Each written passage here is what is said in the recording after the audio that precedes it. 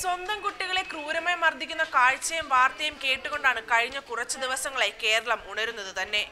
തൊടുപുഴയിൽ അമ്മയുടെ ആൺസുഹൃത്തിന്റെ ക്രൂരപീഡനത്തിന് ഇരയായി 7 വയസ്സുകാരൻ കൊല്ലപ്പെട്ട സംഭവത്തിന്റെ അമ്പരപ്പും നൊമ്പരവും മായുന്നതിന് മുൻപ് തന്നെ അടുത്ത മർദ്ദനത്തിന്റെ കഥയും പുറത്തുവരികയാണ്.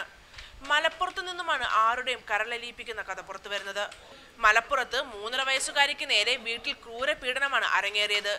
കാളികാവിലെ വീട്ടിൽ ഭക്ഷണം കിട്ടാതെയും പീഡനമേറ്റും അവശനിലയിലായ 3.5 വയസ്സുകാർ ഉൾപ്പെടെ 4 കുട്ടികളെ ചൈൽഡ് ലൈൻ ഇടപെട്ടാണ് മോചിപ്പിച്ചത്.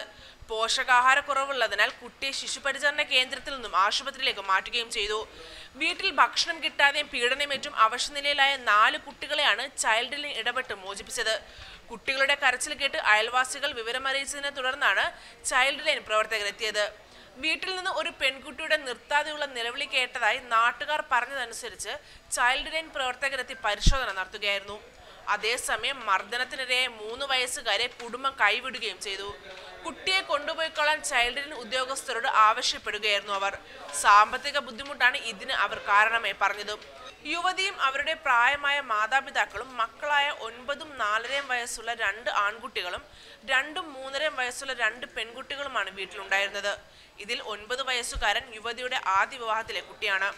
പതിവായി മർദ്ദനമേറ്റ് എഴുന്നേറ്റ് നിൽക്കാൻ പോലും കഴിയാത്ത അവസ്ഥയിലായിരുന്നു ചൈൽഡ് ലൈൻ പ്രവർത്തകരെത്തുമ്പോൾ 3.5 വയസ്സുകാരി. വീട്ടിലെ ഇരുട്ടുമുറിയിൽ തള്ളിയ കുട്ടിയെ രക്ഷപ്പെടുത്തി പുറത്തെത്തിച്ചപ്പോഴാണ് ഒരു പെൺകുട്ടി കൂടി വീട്ടിലുണ്ടെന്ന വിവരം നാട്ടുകാർ പോലും അറിയുന്നത്. ആൺകുട്ടികളെ ഇടയ്ക്ക് പുറത്ത് കാണാറുണ്ടെങ്കിലും ഇളയ പെൺകുട്ടിയെ കണ്ടിട്ടില്ലെന്ന് പരിസരവാസികൾ പറയുന്നു.